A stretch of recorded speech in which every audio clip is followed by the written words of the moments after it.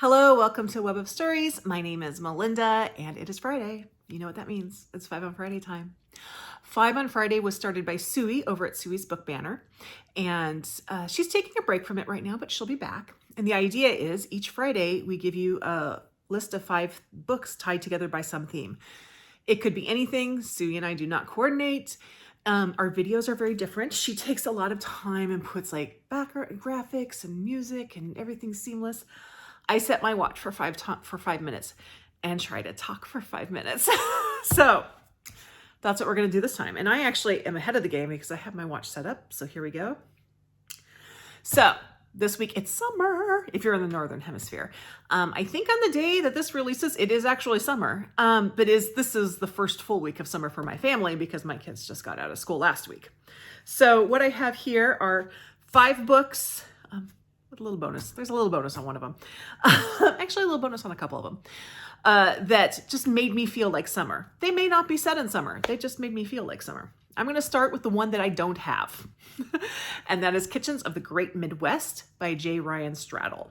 This is the first of J. Ryan Straddle's books. All 3 of his books are set in Minnesota. And I could have honestly picked either this one, his first one, or his third one, which is Saturday Night at the Lakeside Supper Club. That's also very summery. The second book's very wintry, but I chose Kitchens of the Great Midwest because I like that one. I like the other one too, but I like this one more. This one is probably best described as interconnected short stories, and follows the life of a young woman who, Minnesota, she's going to become a chef, and this is sort of her food journey through life, and you meet colorful characters, and he really brings not just the food to life. So if you like food writing, this is a good book, and there's recipes. But also the Midwest to life. And I spent my summers growing up in the Midwest.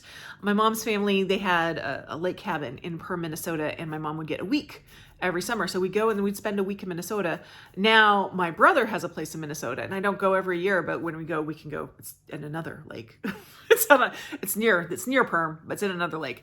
You can go have our summer lake experience in Minnesota. So Minnesota to me means summer. Probably a good thing I never go there in winter because it would blow my mind.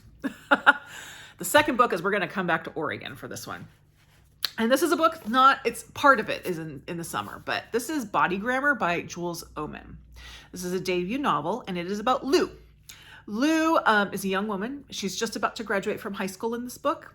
And for years, because she's very tall and she has a very striking androgynous appearance, she's been approached by modeling scouts to become a model, and she's not at all interested in it. She just wants to live her life. She has feelings for her friend, and it's all kind of sweet and everything. Summer comes, an incident happens. I won't tell you what it is, but it kind of turns her life upside down.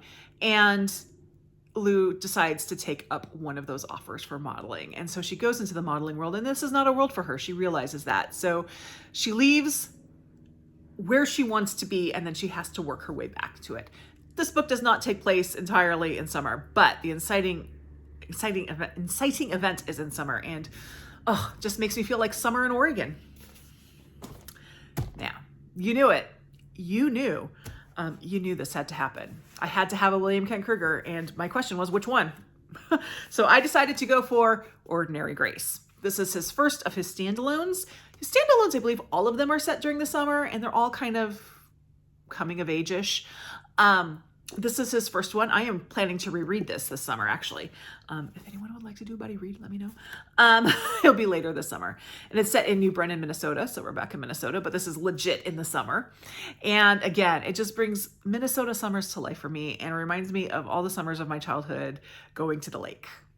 So I love her. And you knew there had to be a William Kent Kruger book. And then this one, I don't know why this one reminds me of summer, but it does. And that is To Kill a Mockingbird. I thought about it. The only thing I can think of is that Jem and Scout are always like out running about, kind of feral-ish, like I was as a child because I am of the Gen X. And I think just that, running around town and having that freedom is what reminded me of summer. But this feels like a summer book to me.